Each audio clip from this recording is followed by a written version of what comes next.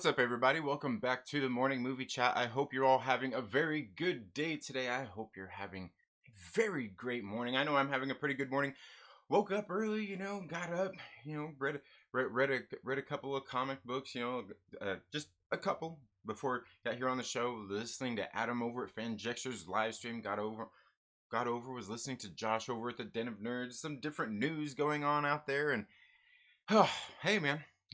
Seems like it's a pretty busy morning. Things are abuzz, and here we are. It's the morning after New Comic Book Day, and I'm going to talk a little bit about some of the comic books that I had read, and maybe we'll get into a little bit more here as the show goes on, because there's some of the stuff that Josh was talking about on their video that they did yesterday, and I wanted to talk a little bit more about. I'm not sure if you caught the Den of Nerds video yesterday, but you definitely should, because he was talking about the story that I didn't get a chance to read. Maybe we'll go through some of that here on the show towards the end. So yeah, hope you're all having a very good morning. If you are here, the one thing I absolutely hate doing is telling you to make sure that if you are here and you like this stream, make sure you give this video a thumbs up, or feel free to give it a thumbs down if you want. That's cool as well. I'm okay with that. And no, you don't have to explain yourself for why you're giving me a thumbs down. I'll never make you do that. I'm not concerned with why you're giving me a thumbs down. If you want to explain yourself, hey, go right ahead. It's okay. It's okay. I don't. The thumbs down won't hurt my feelings. It's okay. I'm a big boy, I swear, and I can take it. So anyway, I hope you're all having a very good day. I see we got a few people here in the live stream already. We got Eric Heine, Jonathan Velasquez, Van Jexer, Scruffier Nerf Herder, and Aloy's Dawdle. Let's see who, oh,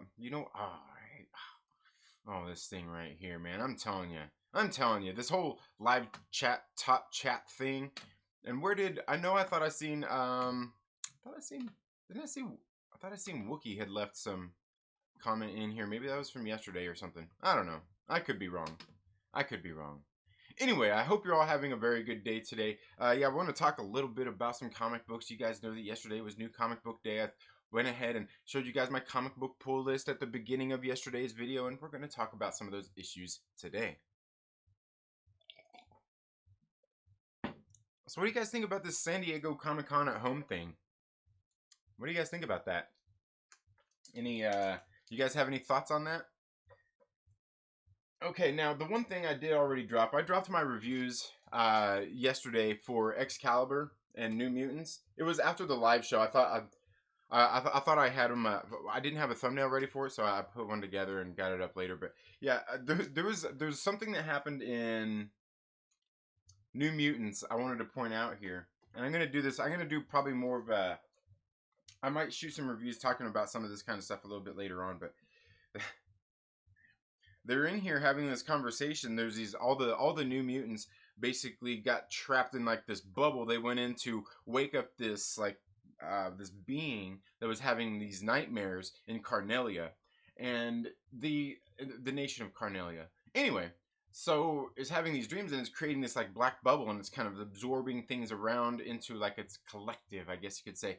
And so the New Mutants had, they like armor, kind of took and put armor around several of them, and they were gonna go in there, and they were going to wake her up. Wildside was basically gonna go in there and give her nice dreams, right? Well, this thing kind of woke up as they were going in there to approach her. But anyway, there's this part in here where Cypher is talking with Boom Boom right here, right at this top panel right there. So they're sitting there talking, and he's saying, you can't just bomb your way into a solution. Everyone trapped in there is connected. They're all on the same sort of neural network.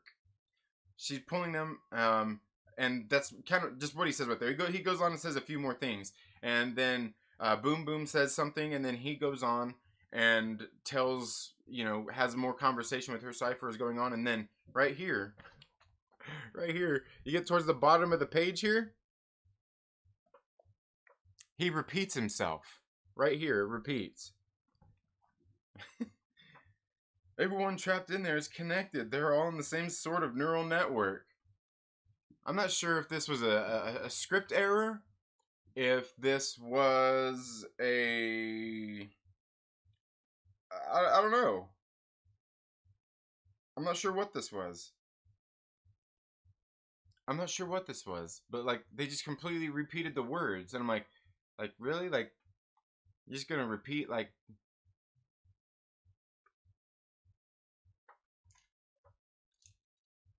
anyway. Anyway, make sure you go check out those. Make sure you go check out those reviews if you didn't get a chance to check those out already. Okay, guys, now I'll talk about some Image comics here. Stealth issue number 2 was a good one. I didn't. I mean, I kind of mentioned this one yesterday, but Stealth issue number 2 is very good because in the end of issue number 1, we've seen that this hero Stealth is actually an old man and he's got dementia. He's starting to lose his shit. Well, at the end of the issue, he basically beat the living hell out of his son. And here at the beginning of this issue, we see that his son is at the hospital getting checked out. His friend actually works there at the hospital. Obviously, gets him hooked up. Kind of takes a look at him and everything, patches him up the best he can because the kid don't have medical coverage or anything like that. So the kid gets out. The kid gets out of being operated on there at the hospital, and he goes to the nurse. He's asking about like, hey, did you see this old man? Like my father. He's like, he can't be alone. She's like, and he's sitting there talking to her. She's just kind of being she's kind of being a bitch, and then he says something to her, and she's like, "Oh, so you just tell me how to do my job?" Right here. It's quite hilarious. Just very good stuff. Very good stuff. Like I said, I've this series was I'd never read this series. Apparently, there was Stealth had come out some years ago and was a thing, but yeah, so we see Stealth is still going out fighting crime, which is the old man is this guy's father, and then so Stealth returns home and his son is there sitting there waiting for him, and he's like, he's like, Dad, you got to tell me what's going on, like tell me everything, and so his father tells him kind of how he found the suit to become Stealth and what he was doing, how his uncle was involved, how the kid's uncle was involved, basically his brother. How he used to be a cop, he was helping him get information, all kinds of different stuff, and they were actually just going out there and fighting crime. Now, what had happened was, um, Stealth in the first issue went out there and had apparently attacked a whole bunch of cops. Now, from what I remember seeing in the issue, they were undercover cops, but needless to say, the news reported them as police officers and Stealth attacking police officers, not undercover cops. Because if you've seen the issue, you can see that they all look like they were unmarked cars. They look like they were, dressed like gangsters and shit. So just some of that different stuff. And we see that the guy's sitting here talking with his son about how he got the suit and what he started doing fighting crime and all that stuff, and basically the son ends up saying like, no, like, he takes the case from him, the suit, and says, you can't do this, man, you need help. You need help because you're losing your marbles, you can't remember stuff, you just beat the living shit out of me, basically is what he's saying. He's like, you can't, like, basically you can't be trusted with this. So he takes the suit, and that's pretty much where we end up at, and at the end of this issue. And I gotta say, I thought Stealth issue number 2, again, a very good series so far. I'm not sure if this is just going to be a little mini series. It is on Image Comics. It is their Skybound imprint. Definitely a pretty decent one out there. The other one that I got on Image Comics, guys, I flap my gums about this a lot. Okay, I flap my gums about this a lot. This one's Ice Cream Man, issue number 19. Okay, and right here on the cover, they kick the story off telling you what they've got an alternate cover that's really great too. It's all black and it's got the Ice Cream Man on there. He's all kind of bloody. Definitely a cool cover. But this is the one that they had in my pool box. I'm okay with this one too because I thought this one was kind of cool. It kicks off the story right at the beginning, telling you simple instructions. What is it? How to be a true blue apparition, and it's talking about being a ghost and how to be a ghost. Now, this book is written by W. Maxwell Prince, and the art in here is done by Martin Morazzo, and they just have a way, like, for one, the writing is just like, like I say here, especially as I read this book, I'm like, this is so simple, this is so basic, Like, really? I feel like I like this garbage writing. It's like, but as I'm sitting there reading it at the same time, I'm saying it's sitting there like, this is so genius because I love the way that it's done. Because it's stuff that it's morbid things that you probably think about, morbid curiosities and things like that that they're covering, that they're going over. The art in here is so reflective and sets it like it all looks familiar and it sets just such a creepy tone. The colors, the letters, everything about this series is creepy. It makes me feel creeped out every time I read it. I feel, sometimes it makes me feel a little queasy and a little nauseous, and that's so freaking cool. I can't tell you how cool it is. I love it. I love it. So this book right here is talking about being a ghost. It's going through following this kid's life as he is being a ghost. And he's following these principles that were set out at the beginning in this book on the cover here that they repeat here on the inside cover as well. And they give you a little bit of reinforcement here about what's going here, the nomenclature. That's what's funny is the nomenclature right there. And we're going through following this kid as he's at his house. He's living with his parents, obviously, and he's a kid.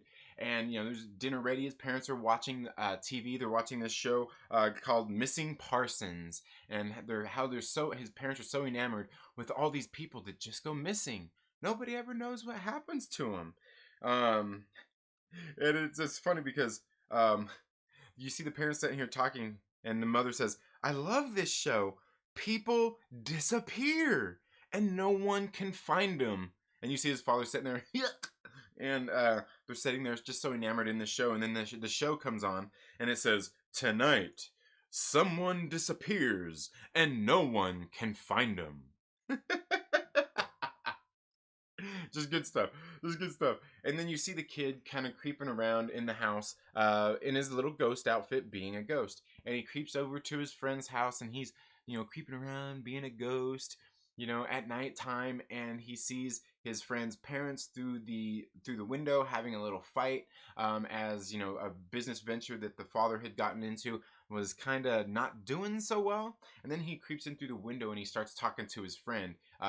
He's like, "Hey man, come out with me, come play, man, come be a ghost with me." And his friend's like, "I can't, I'm grounded." And he's like, "Oh man." And he's like, "All right." And his friend's like, "Hey, you want to buy a bunny, this rabbit?"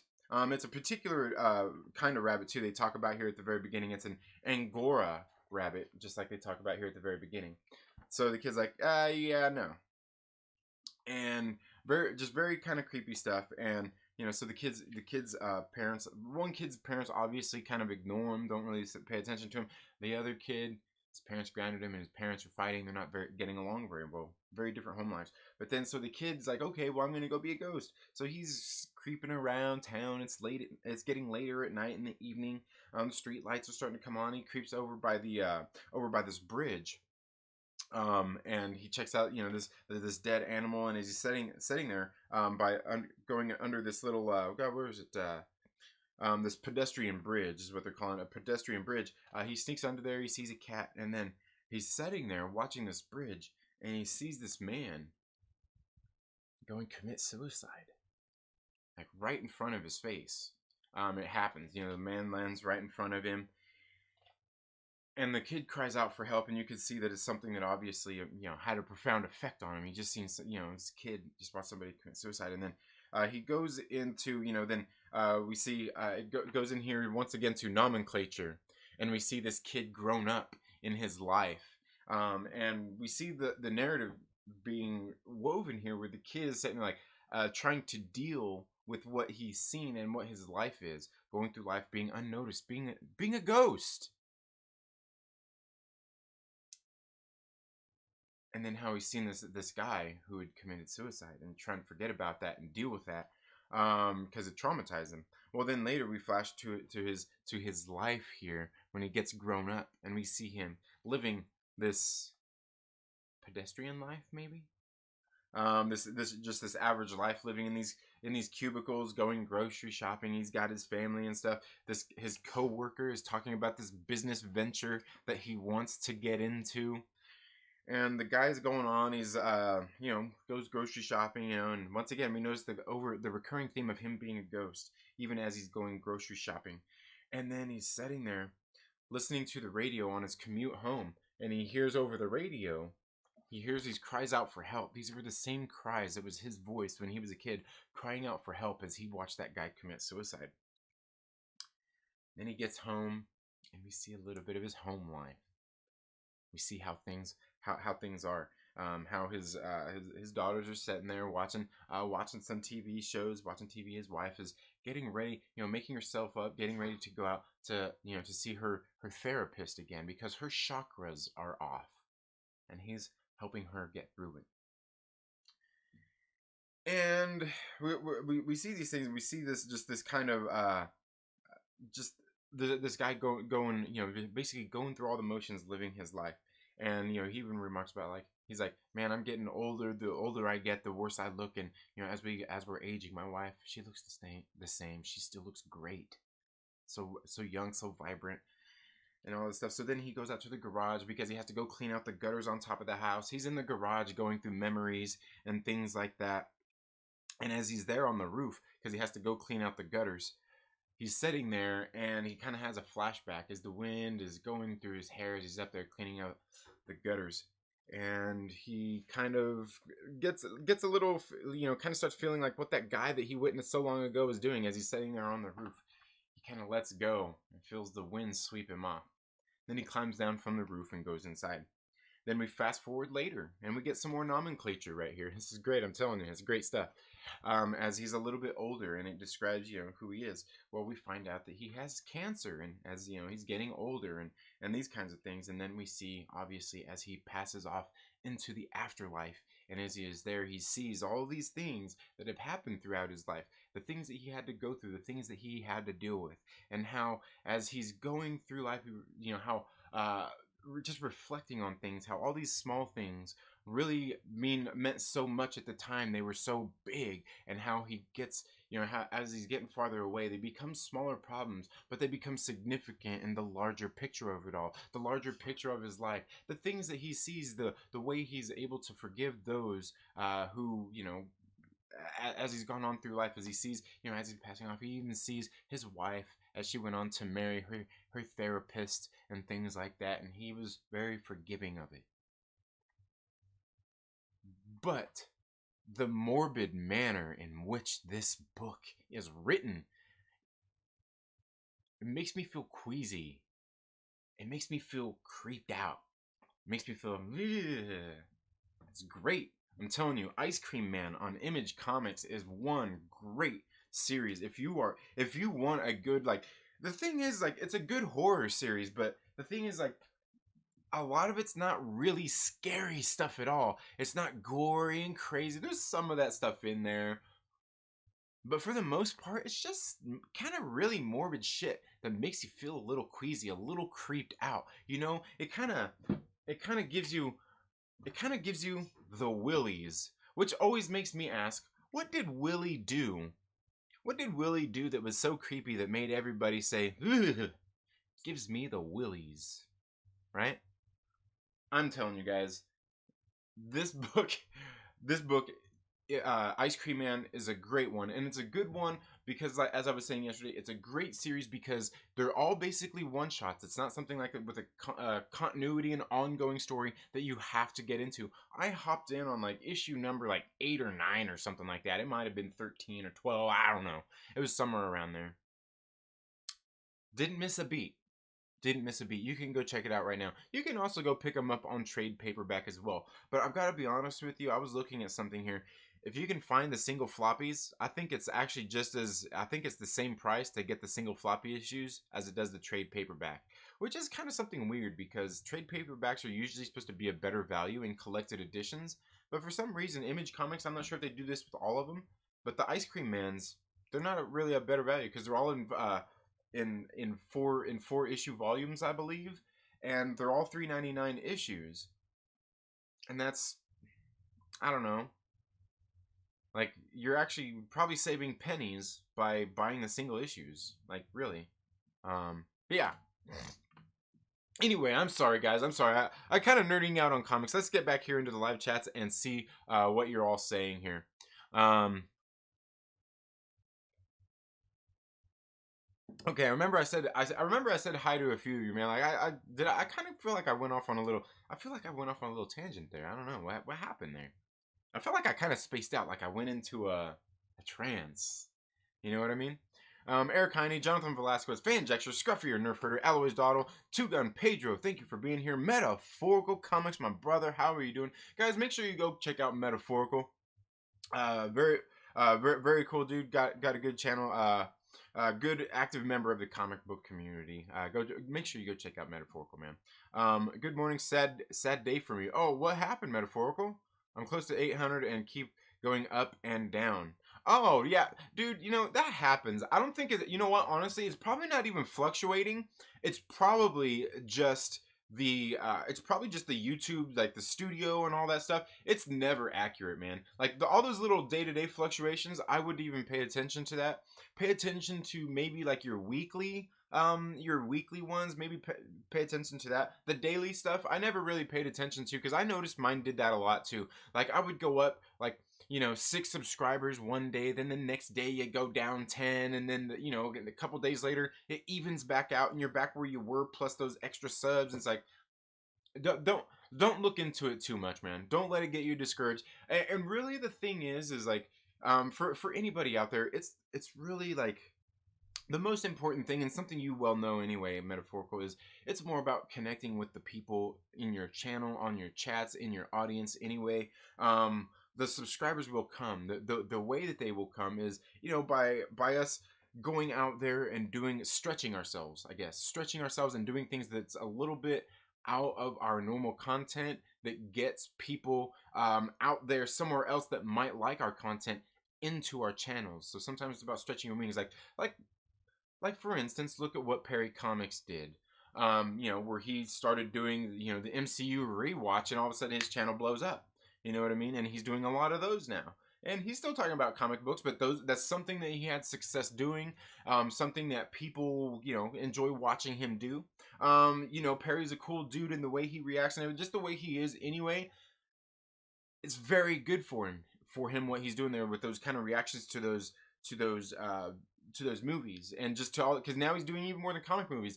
It's because his attitude and the way he is, who he is. The audience, some of his audience found him that way, so he's doing that along with his comic book stuff. And that's kind of what we all got to do as creators anyway, is find something that our core thing that we do, and then find ways to stretch our wings in different ways here and there. You guys know I get into some other pop culture, some nerd culture stuff here on the channel as well.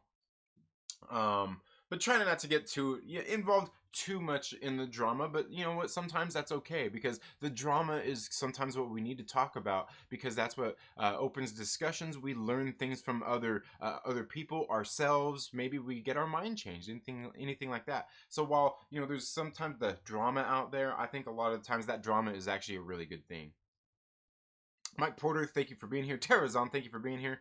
Aduda Reviews, Captain Pennsylvania, Hector Figueroa, Wu-Tang Wells, what is that, my brother, Den of Nerds, Justin Simone, Lavis, Blackman, Rosetta Allen, thank you for being here. Mike Porter says, I hope Comic-Con will be good, but it could be a bust. Just better give us 100 trailers at once, unless they do some incredible presentations. Yeah, and that was the other thing I just wanted to kind of touch on. Like, I don't really I don't go to Comic-Con. I haven't ever been to Comic-Con. I've been to LA Comic-Con, but not San Diego Comic-Con. And I've seen the guys talking about some of this news and stuff. And I gotta say, it's kind of cool they do something online for the people that are still want to do this Comic-Con thing. But altogether, like, is Comic-Con like a cool thing that like they should get rid of? Absolutely not. Obviously, we all, like, a lot of people want to go to that. It's such a big thing. It's like the huge, like, one of the, like, isn't it the biggest comic convention there is? Especially like in the United States, where they announce all this stuff. So I think it's important. But I think if they're going to be skipping this year, they could certainly do things for people at home online, and all those presentations that everybody wants to do, I think can still be done. The Hall H's, all the different panels, all that stuff can still be done. They can still offer all of that stuff. in various different ways depending on how they're doing it. Whether they do it here on YouTube, whether they do it here like on a website or something like that. Which honestly, I gotta say, if it was me, if I was them, I would try to find a way, obviously, to host it outside of YouTube. So then people like creators, YouTube creators, could actually do like their own kind of little thing with it too while they have all these resources. I don't know, just a little thing to help everybody bring a little bit more hype to it instead of us all just sitting here on YouTube watching the same thing, you know what I mean? And rebroadcasting the same thing where people are still able to, like, I could bring in and show clips from what's going on and we could skip around and hop around and do so. Of course you could do the same thing with YouTube, but I just feel like, but at the same time, hey, they do whatever they need to do. But either way, I think it's kind of cool that they're going to do something. I mean, you got to kind of do something, and all this stuff is kind of what's so important about San Diego Comic Con. Not only is it a place where people get together and can get deals on comic books, buy all kinds of nerdy merchandise and stuff like that, but they have all these panels where they get down and they sit down and discuss comic books coming up, these movies coming up in the MCU and all this stuff. So, I mean, the effects of there just absolutely not being a Comic Con altogether would have a profound effect on a lot of things, and not only these movies, but even comics in general. So I think they need to find something. And what way is that? I mean, I didn't really look into all the news about all that stuff, but I know obviously people are going to have a varying degree of different things out there, like feelings on this thing, because man, I don't know, a lot of people go to Comic Con, man. It's huge. It's huge. Spider-Man Show, thank you for being here. Watch full ad at the intro to do my part to support the channel. Roll into that like button. Thank you, Star Wars Santa. I appreciate that. Don't have my New Mutants and Excalibur yet. Oh, Cap. Just get them on digital, bruh. Someone left the like button peeled up. I tripped over it on my way in. Ooh. Keep your social distancing. Don't everyone run up to the like button at the same time. No, it's okay. It's actually okay. We're gonna make this exception right now. You don't even have to have your mask on. Just go to the like button. Everybody collectively join in and touch it. Just touch it. Get to that like button. Click it. Click it. You like how I do that? Like you're flicking your cigarette or something. For people who smoke.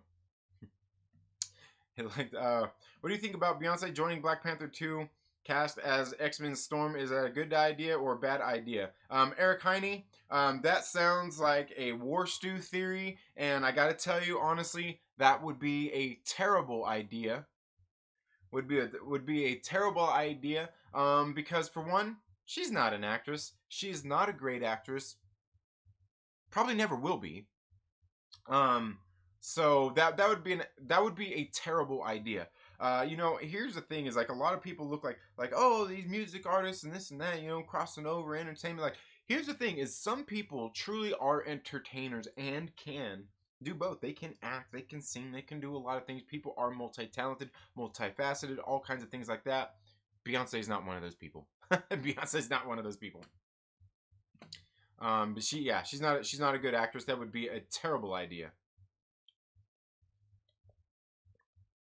Here's my perfect castings for The Rock and Jason Momoa if they were to come into the MCU.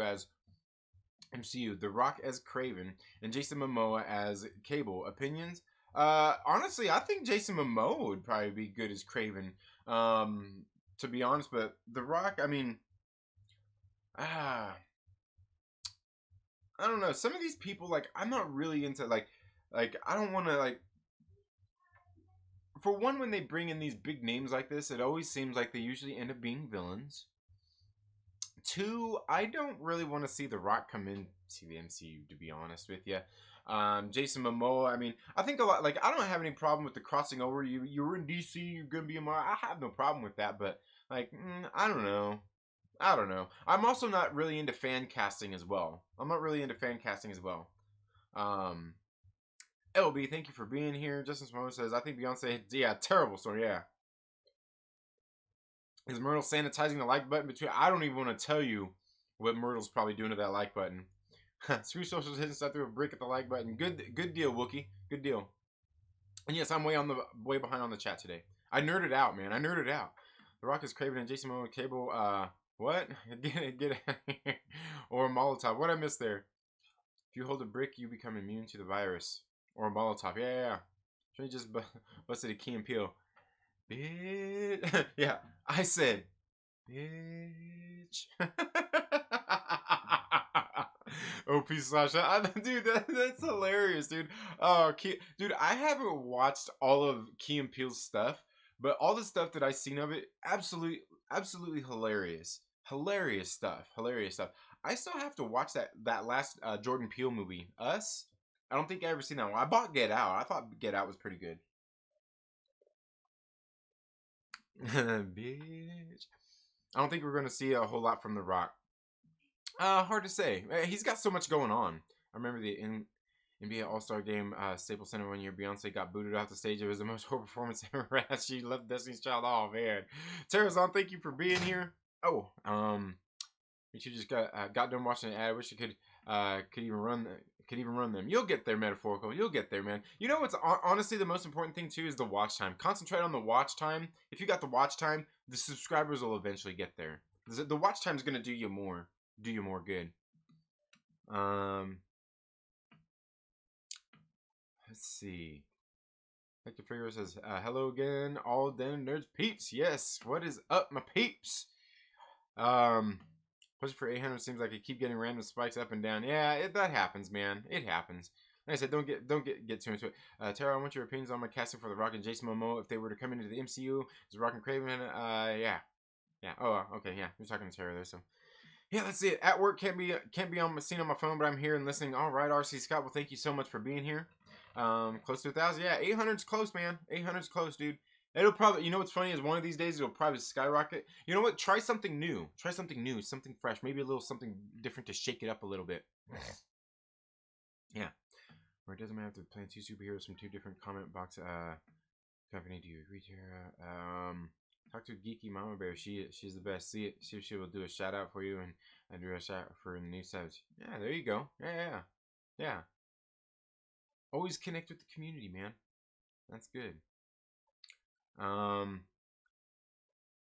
There's something weird going on with some Holly weird celebs. Nah, there always is. Trinity's voice is really booming through my JBL Charge 4. I put Trinity on the big screen once because I wanted to see a comic better. Won't do that again anytime soon. Yeah, right. You know you want to see this face up all nice and close. You know you want to. You want it, huh? Do ya? Do you want some? Do you want a little? Huh? Never mind. Nobody probably gets that neither. Huh? Do you want a little? I want to read Something Is Killing the Children. Yeah, absolutely. It should be available on trade paperback. It's a good series. I'm not sure how much more I'm going to be keep reading this one, but I think it's a pretty good series. He smoked a blunt. Who smoked a blunt? We smoked the blunts? Rolling blunts is smoking blunts. Oh, I better be careful. I'm going to get a copyright claim. Something Is Killing the Chickens. Oh man, yeah. No, you're all good, metaphorical. Yeah, you're a cool dude, man. Yeah, for sure. I average about 2 subscribers a week. That's not too bad though, really. What has been your favorite issue of Ice Cream Man so far? Man, I don't know. There's a lot of good ones. I'd have to, you know what? Maybe I'll do a video talking about that. Maybe to do that video, I should go out and read the trade paperbacks of it and talk about that. Yeah, definitely. Thank you. I'm going to miss the personal connection when Trinity blows up to 200,000 subs and we get 700 people in the chat. Won't be able to get a word in. Nah, man. By then we'll have memberships, right? Memberships. Nah, dude. And of course, I mean, there does obviously get a point to where you get in some of the live chats, like like even being in like Young Ripa's chats, sometimes you get there and the chat's just going like nuts. You're sitting there like, dude, like I can't even keep up with this. Like sometimes I'm sitting on there watching, I'm like, I can't keep up with all these people. I'm sorry. I can't keep up with all these chats. I didn't mean these people.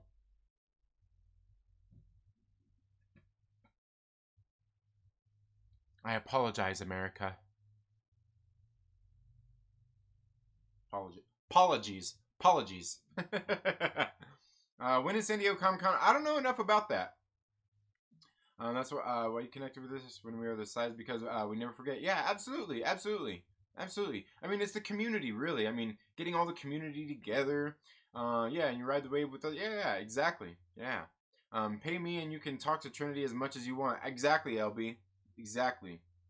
Let Go through my agent. LB is like my agent, kinda, but like he's like, I can guarantee you, as my agent, he's sitting there like this constantly.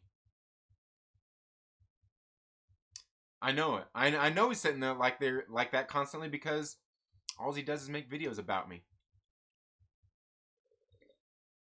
What do you think about Joaquin Phoenix's Joker? Have you watched it? Do you think that is a great movie? Joaquin Phoenix's Joker is a good movie. Yeah, I like it. Yeah, it's a good movie. Watched it. I own it. Do you think it's a great movie? Yeah, I think it's a great movie. Especially, it's great. It's a great homage movie, right? It's a great homage to the King of Comedy and Taxi Driver, and at the same time, a great homage to the Joker in the comic books. Somehow, I guess.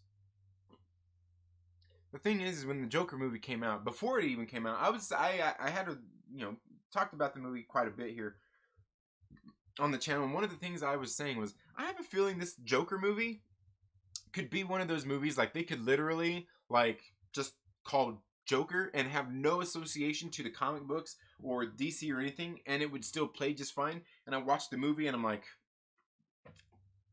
I called it 100%. You can watch that movie. I mean, if you know nothing about the comic books and you don't know the Bruce Wayne stuff in there, you don't know that connection, you would never even know.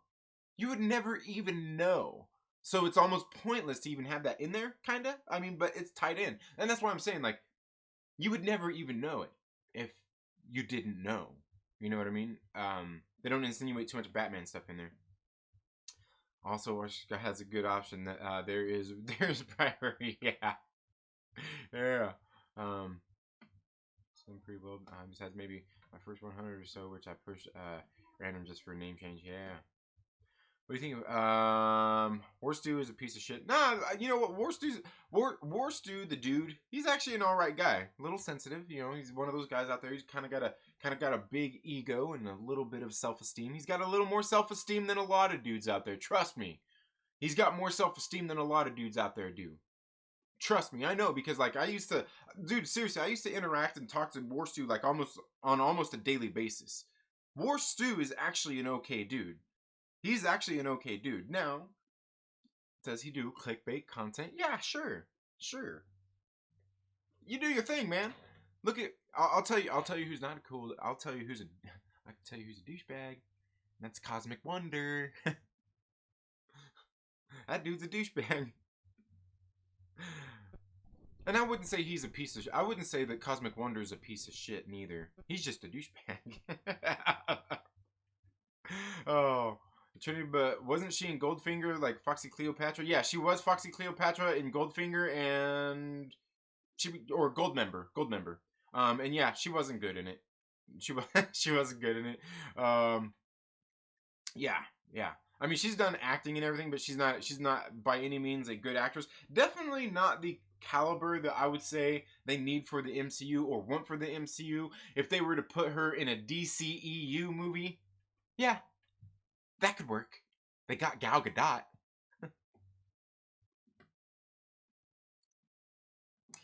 I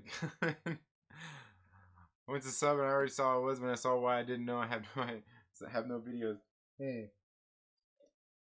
I'm True Skills. Thank you so much for being here. Hope all is well with you, man. Hope all is well with you.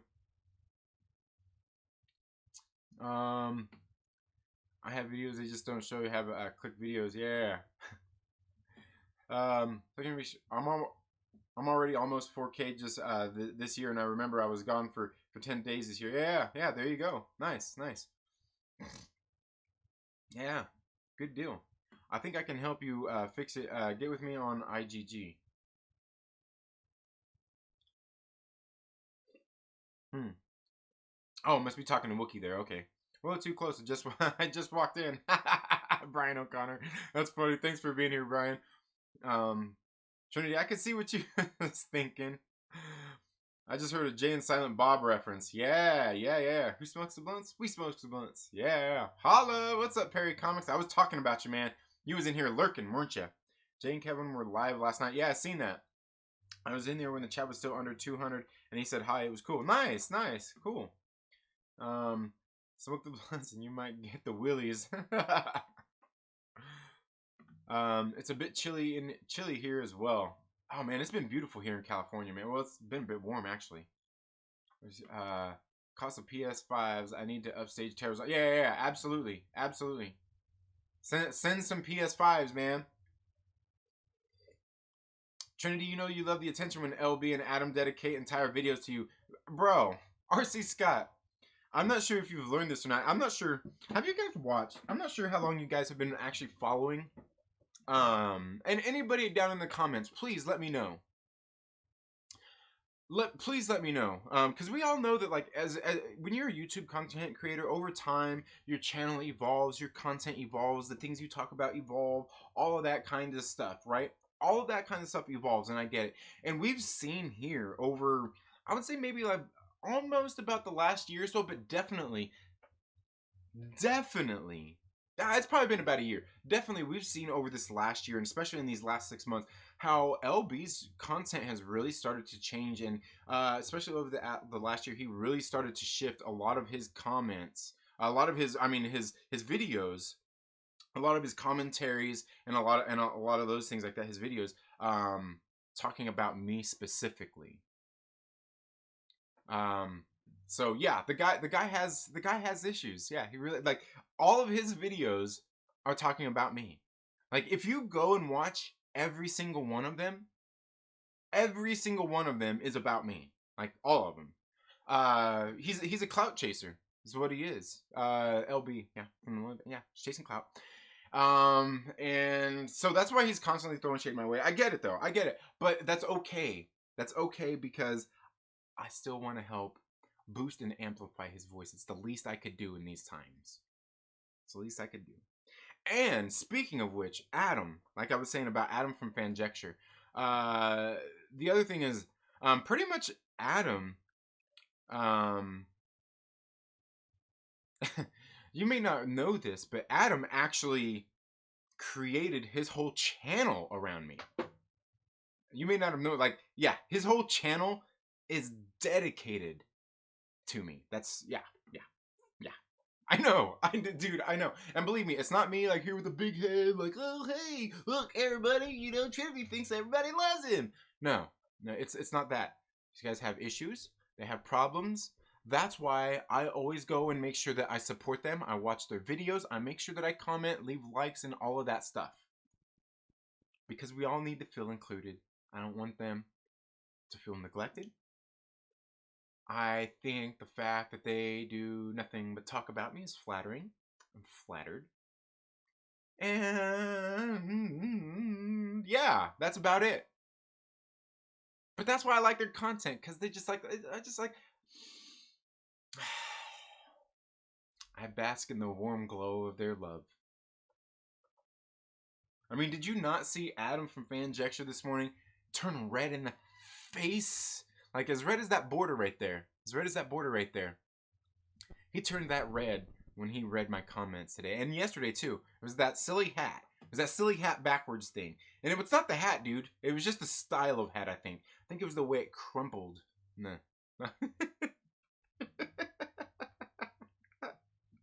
Oh, Cosmic Wonder sounds like a douche. Yeah. Cosmic Wonder started war trend. That was, yeah, Wookie. That was last year. That was over a year ago. That's over. Like, once, I mean, and I'm not saying I'm the one that did it, but once, like, when there's something to say, I'll say it. I have really nothing to say. About it. You can go watch the video I did, Cosmic Wonder bullshit. Dude was being a douchebag, and yeah, he was being a douchebag. You know how much I love to troll Trinity. It's not safe to call people out like that. Tell me why I imagine the end game battle, right? Smoking blunts and rolling blunts.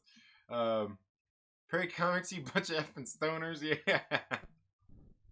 SoCal representing, yeah, man, hell yeah. Well, I'm not even from SoCal. I'm from the Midwest, actually. So, but I live here. I live here. Huge issues. Yeah, huge, huge. He's got huge, huge. Oh man, that's funny. Oh yeah, Big Lion Cat 646 is in the house. What is up? How are you doing, man? Hopefully, Sash. Only thing you rep is no skills. I got you though. Did you just say clout chasing? I thought I was first one to use that word in the comic community. Yeah, no, that's what LB. That's all he does. LB, like he's here in the chat. You should go check out his channel. All he does is talk about me. All he does is I love it. I love it. I was saying when you kept calling him a toxic man baby last night. Yeah, that was pretty funny. That was pretty funny, man. Adam's a cool dude, man. I like Adam. He's a great dude, man. Yeah, I just thought that was funny. I can't remember what was that over. It was like over the Forrest Gump thing, wasn't it? It was like, yeah, just funny. I like having fun, man. I like having fun. I like busting people's chops. You know, I don't mind if people come here and bust my chops, man. It's fun, you man. It's all in good fun. It's all in good fun. People's always asking me, Moby, why Nick, I say it would be gentlemen. They like to have a thing dragging on the floor behind me. Huge problems, oh man. Oh man, you guys are hilarious. Big Lion Cat, I'm doing well. I hope you're doing good. Big Lion Cat, I hope you're all doing well. I hope everyone was doing well. I'm 11 and I'm the best damn 11 of all time. Okay, all right. There you go. Level 11. Damn, even shaved his head to match Trinity's, man. Yeah, yeah, yeah, yeah. Hell yeah. Jenner Check Snowdub is here. Thank you so much for being here. Okay, guys, you know what? Tomorrow, what I'm gonna do is, you guys know that tomorrow I'm not going to be going live in the morning. It's Friday. I'm going to be doing the Trailer Park Live tomorrow night. But what I'm going to do tomorrow is, maybe today, I'm going to get a video shot ready to premiere tomorrow. It's going to be a longer format video that I'll try to see if I can have premiere here at 8 a.m. and we'll be here premiering. And if I'm not out writing or anything like that, I'll be in here interacting with you all. But I want to talk about this article that Josh was talking about. He did a video. Josh from Den of Nerds did this video talking about this article yesterday that I didn't get a chance to. I didn't get a chance to read it yet. But let me see if I can show this. Let me see if I can show this article here to you. Oh, wrong one. Here we go.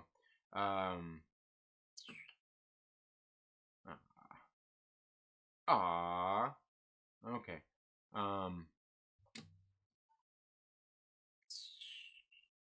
That one it? Yeah, that's it. Oh, dang it.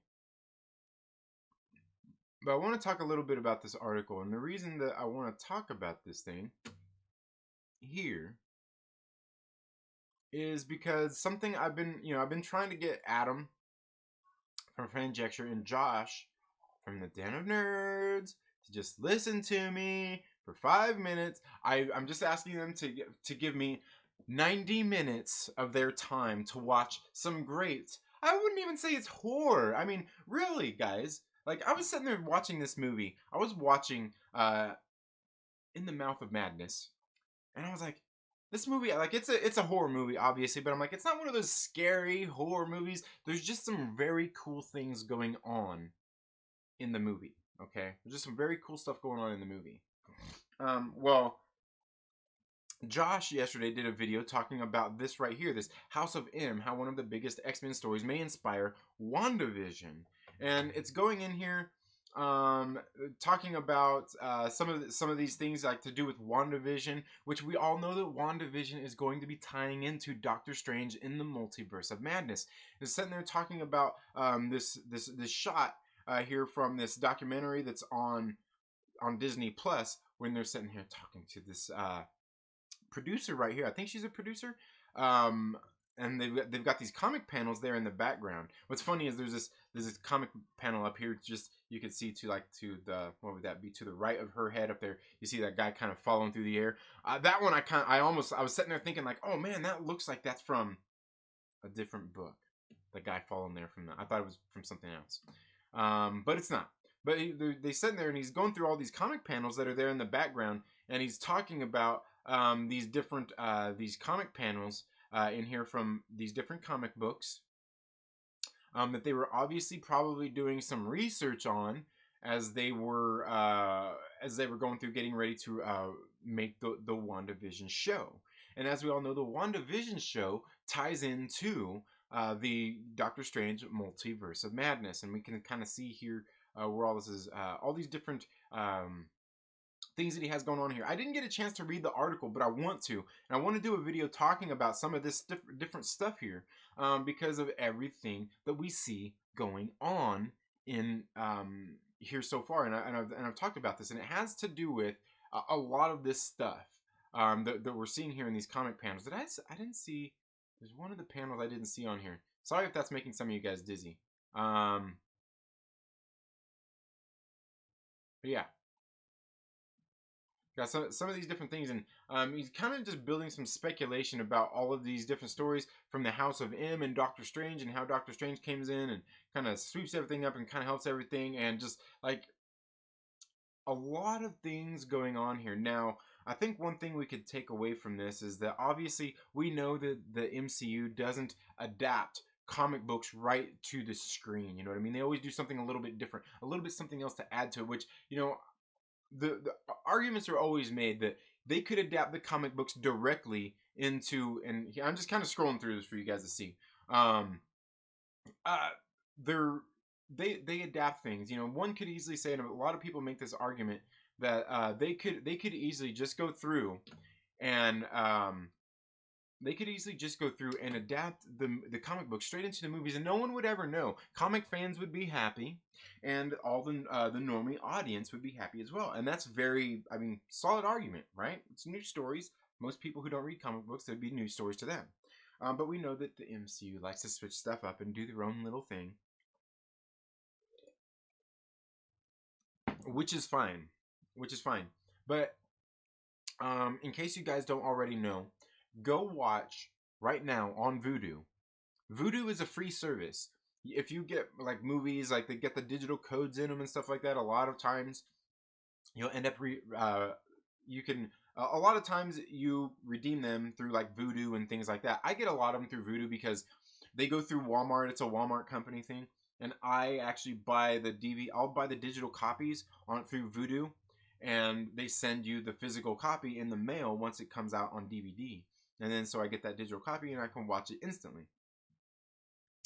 So you should go check out Vudu because In the Multiverse of Madness is on there to watch for free right now. This is a John Carpenter film. It's a great movie. Is it a horror flick? Yes, it's a horror flick. It's not, I wouldn't say it's a hardcore horror flick. You could watch this movie without it giving you nightmares, without getting scared. There's no jump scares, any of that kind of stuff. There are some horrific and graphic images and things like that. It's been a while since I've seen this movie, and I just watched it again just the other day. I've been kind of watching it here over the past couple of nights. And watching this movie and thinking about this film and how it is insinuated in Doctor Strange in the Multiverse of Madness. Thinking about what we know about WandaVision, what we know about Doctor Strange 2, and watching In the Mouth of Madness,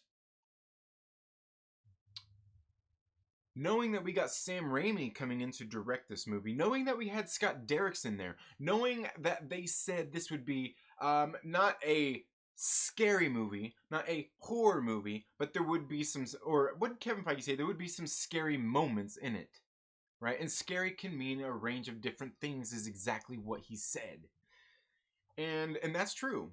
And that's absolutely true. And I think a lot of things is how it's presented. And that's why I was watching like in the Mouth of Madness, and I'm like, I don't know that this is like, it's a horror movie obviously, but it's not scary. There are scary things that happen in it. There are graphic things that happen in it, but altogether it's not one of those things like I watch it and I'm like, and you know, it's not that. It's just some of the things that are in there, right? Some of the graphic stuff. But there are some lines. There's some dialogue in this movie that I think is very relevant to the WandaVision and the Doctor Strange movies and everything that we know about them. There's an overall narrative in this story of everything that we know about WandaVision and Doctor Strange 2 in this movie.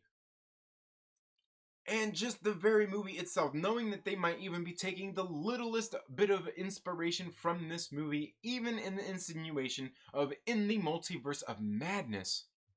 Just that little bit, just drawing that little bit of inspiration makes me think that this movie is going to be somewhat significant in some of the stuff that they're going to be doing in this film and in this TV series.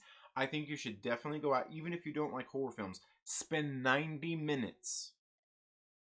If you're into the MCU, if you're looking forward to WandaVision, if you're looking forward to Doctor Strange 2, spend 90 minutes, even if you don't like horror, go and watch this great John Carpenter film. Go and watch it in all of its bliss with Sam Neill. Watch it and think about. But you know what? Maybe read this article. Go in there and think about everything that you know about the MCU, everything we know about all this stuff going into it. Think about all this stuff as you go in to watch In the Mouth of Madness. Okay? Not only is In the Mouth of Madness a great damn movie, it's a great film. You know, recently, here over the last, I don't know, has it? Yeah, I'd say it's been about a year or so. I've gotten back into horror, you know, like there for a while, like, and horror I think is kind of making a comeback as well. But I just started getting back into horror and everything, you know, horror films, and you know, there's been some great stuff coming out, and so like it's been fun talking about a lot of this stuff. But then when I heard this In the Mouth of Madness, in the multiverse of man, all this stuff coming out, man, like I'm excited. I'm excited, and I can't wait to see what they're gonna do with this scary stuff, the scary stuff that's gonna happen in the multiverse of madness. I think it's all very good stuff. Plus, we already know that Sam Raimi's directing style, the things that he does, is great. Now, part of a lot of the greatness that he done was with some of his camera work. Was a lot of that is you could easily attribute to Bill Pope as well, who has been who they've collaborated with multiple times. Um, Let me see, because if I'm not mistaken, I believe they did the Evil Dead together. It might have been the Evil Dead 2. It might have been the Evil Dead 2.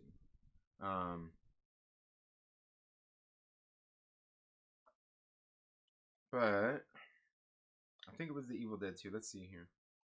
Here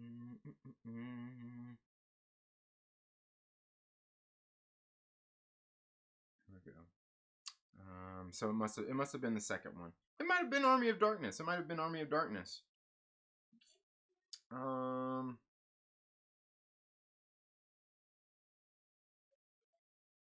Yeah, it must have just been Army of Darkness, their first one.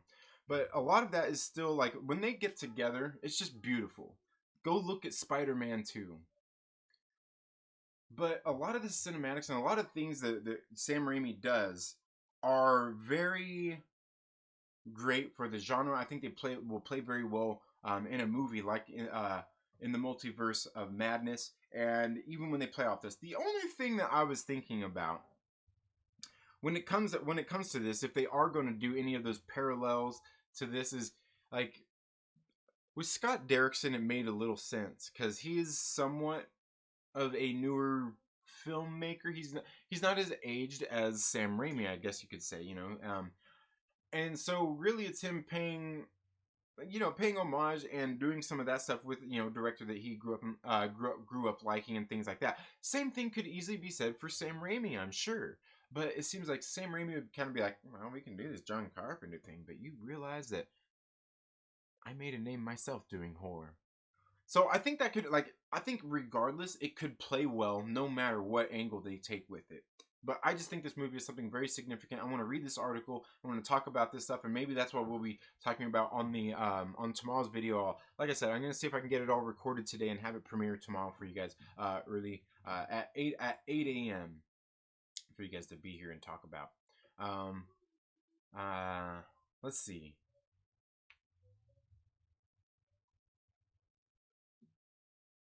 Okay, where's that? He's Gump. He's Gump. He's Gump. He's gone. He's gone. He's in my head. In the Mouth of Madness was a very Lovecraftian movie, so underrated. Love me some John Carpenter. Absolutely, yeah. Definitely, very Lovecraftian. And I don't know enough of H.P. Lovecraft's work. I definitely need to do some reading up on that kind of stuff. But if you guys know me, like I'm not really big into like fiction works when I read books. That's why I like comics, because like comics, I'm into the fiction stuff. But yeah. She's a batshit wackadoo. That's obvious. Who? Who's a bat? Who's a batshit wackadoo? Oh yeah. Is that the person writing? Is that the person writing this book at the top of the page? Is what person the person writing what book? What do you mean? Person writing what book at the top of the page? I don't know what you mean. I must have missed something there.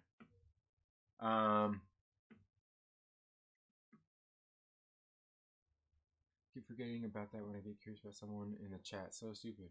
What happened? What I miss? I find your channel. I hate that. Yeah. Oh yeah, they removed the whole thing. Yeah, where you click on the thing and you can find the channel easier. I know that was so stupid, dude. So stupid that they did that. Let's see. Like button smash. Kind connection. Yeah, my brother. What is up? Justin Simone. No more mutants. Yeah. The Mouth of Madness is a very underrated movie. Absolutely, it is. It's a good one. Event Horizon. Yeah, I like Event Horizon too. It was a pretty good one. Sam Neill at his finest. Yeah, absolutely. Sam Neill is great. Event Horizon freaked me out. Yeah, Event Horizon was a good one. I like it. Psychological thriller. Yeah. Event Horizon is eerie. Yeah. Daily Shang-Chi love. Daily Eternals love. Yes. And yeah. And I think, like I said, I think a lot of that actually kind of plays into this stuff too, because we all know that that's getting ready to come up too. I watched it for the first time last weekend. Loved it. Yes. He'll bring Evil Dead Army of Darkness humor to it. Absolutely. Kind of like the Dark Knight drew inspiration from Heat. Yeah. Absolutely. People who don't like horror get traumatized in 90 minutes. Nah.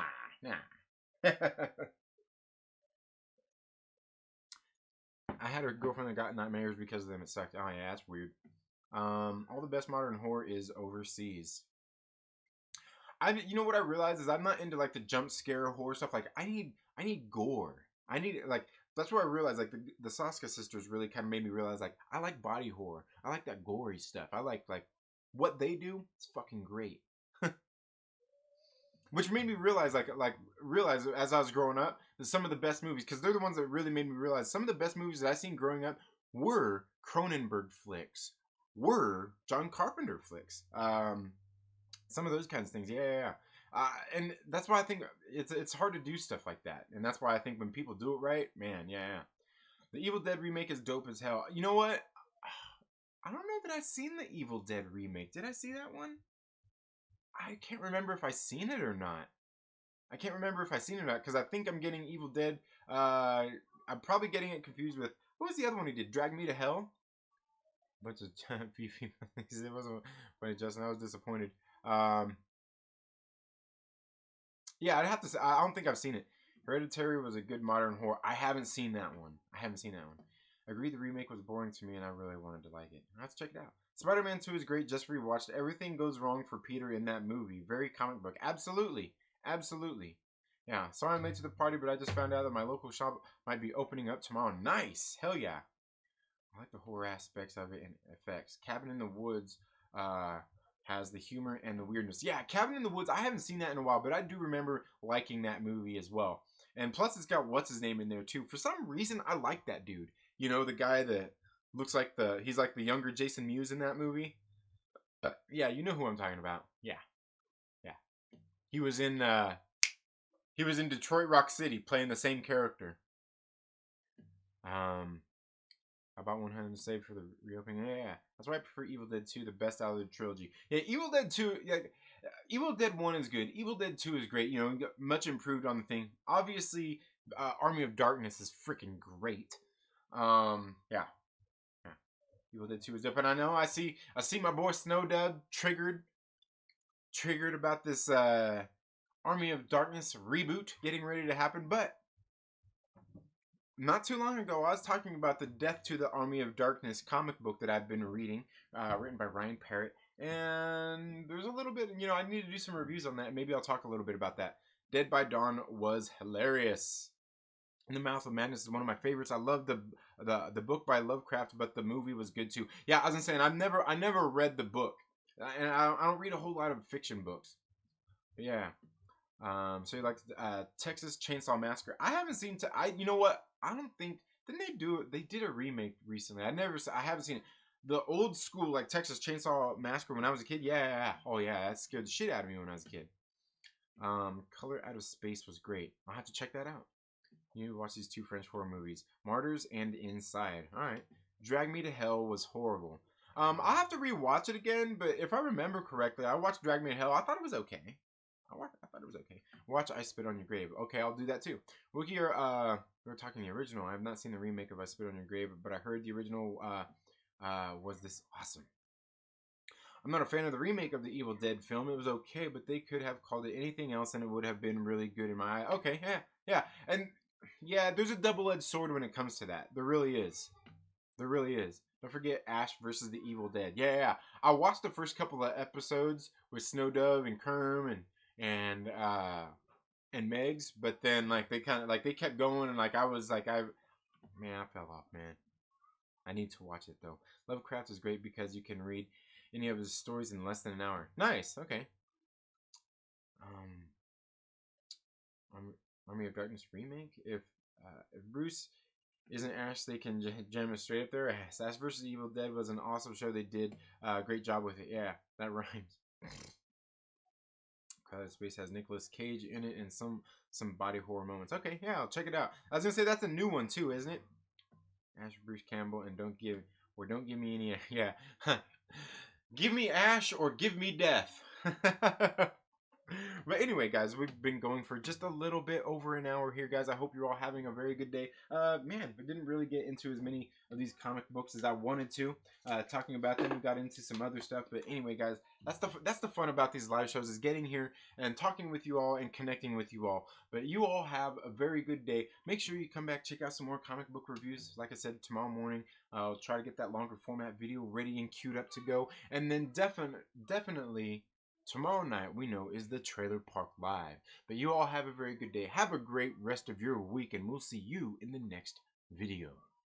Later.